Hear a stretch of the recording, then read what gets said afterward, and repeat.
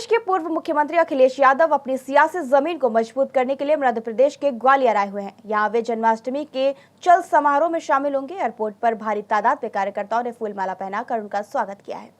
इस दौरान अखिलेश यादव ने मीडिया से बड़ी बात कही। उन्होंने मथुरा में आज से कार सेवा शुरू होने का सवाल पूछे जाने पर कहा कि ये भारतीय जनता पार्टी वाले हैं, समाज में हमेशा नफरत पैदा करते हैं। वैसे की पार्टी ने यूपी में नगर निगम का चुनाव लड़ने का ऐलान किया। इस पर अखिलेश यादव ने कहा कि कोई भी दल लड़ेगा, उसको रोक नहीं सकते। लोकतंत्र है, कोई दल लड़ सकता है, लड़ना भी चाहिए, लेकिन भारतीय जनता पार्टी के इशारे पर नहीं लड़ना चाहिए। मध्य प्रदेश में लहसुन फेंके जाने पर बोले की दुख की बात है। मध्य प्रदेश में डबल इंजन की सरकार है, किसानों को याद रखना चाहिए। भारतीय जनता पार्टी ने किसानों की आय दोगुनी करने का वादा किया था, न केवल गेहूं के लिए बल्कि हर फसल की आय दोगुनी करने के लिए। बड़ा सवाल है कि बीजेपी को इस पर जवाब देना चाहिए। केवल आय दोगुनी नहीं हुई बल्कि नौजवानों की नौकरी तक छिन गई, रोजगार नहीं, महंगाई बढ़ रही है। नोटबंदी, जीएसटी और जितने भी बड़े फैसले भारतीय जनता पार्टी ने लिए हैं, उससे न केवल अर्थव्यवस्था खराब हुई बल्कि आम आदमी परेशान है। दिल्ली में मनीष सिसोदिया के यहाँ चल रही सीबीआई रेड पर मुख्यमंत्री अखिलेश यादव ने कहा, आम आदमी पार्टी भारतीय जनता पार्टी का सूफड़ा साफ कर देगी। आप पार्टी से घबराहट है उन्हें, गुजरात में कहीं परिणाम ऐसा ना बदल जाए जो आपके पक्ष में चले जाए। इसलिए भारतीय जनता पार्टी जो विपक्ष के लोग हैं उन पर समय समय पर सीबीआई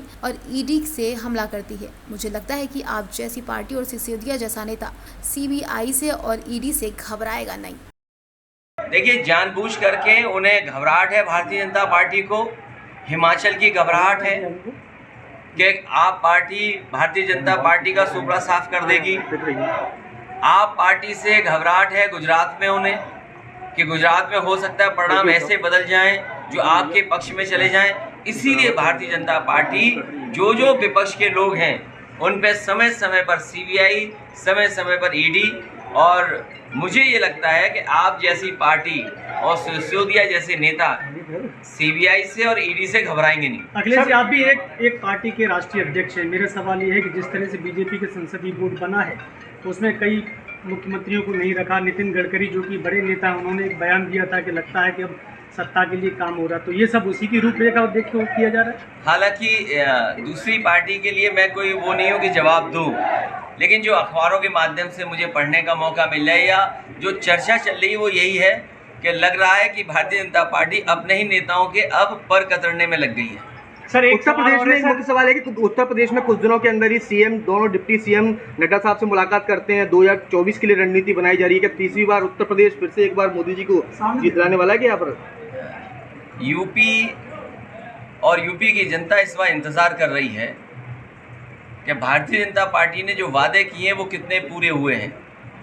जैसा मध्य प्रदेश में दिखाई दे रहा है, किसानों के सामने संकट पैदा हुए समय समय पर। ये अलग बात है अगर प्राइवेट कंपनी गेहूं नहीं खरीदती, प्राइवेट कंपनी बाज़ार से अगर गेहूं न खरीदती होती, या दुनिया में जिस तरीके से गेहूं की डिमांड बढ़ी है, अगर वो डिमांड नहीं होती तो शायद हमारे किसानों को वो कीमत नहीं मिलती।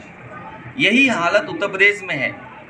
बीजेपी के लोग किसी को मिल लें और तैयारी कर लें, लेकिन इस बार जनता उनके खिलाफ खड़ी है क्योंकि उनके पास जवाब नहीं है। अभी 12 जिलों की भर्ती निकली है अग्निवीर की।